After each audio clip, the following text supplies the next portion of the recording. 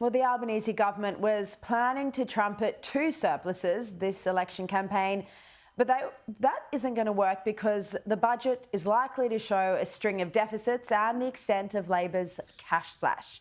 For more on this, I'm joined by the Australian's contributing economics editor, Judith Sloan. Judith, great to see you again. Look, how bad are you expecting the deficits in this budget to be?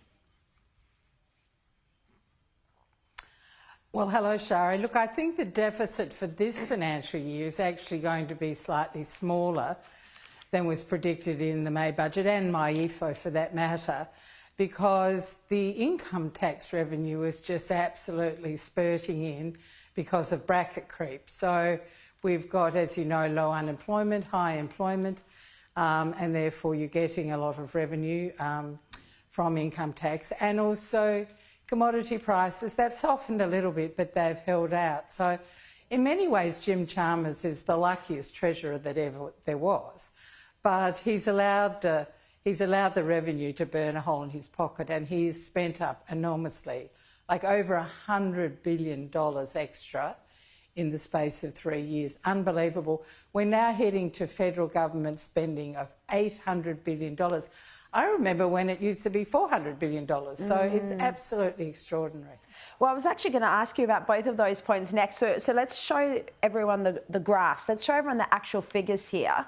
So this is the personal income tax. So just 3 years ago, there was $255 billion collected by the federal government in personal income tax. So we are all paying 38% more in personal income tax, now $352 billion. And then again, the spending figures that you were just speaking about, 30% rise in federal government spending on average.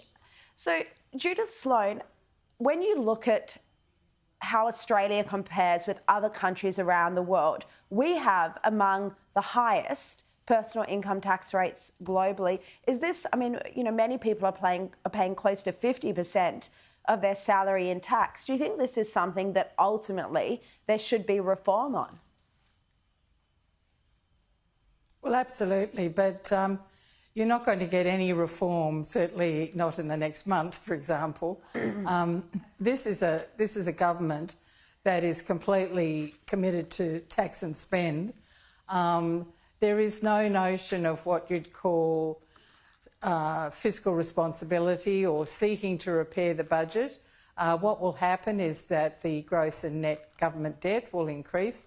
The gross debt's now sort of edging towards the $1 trillion mark. Now, it's interesting that a lot of countries are very bad at this too.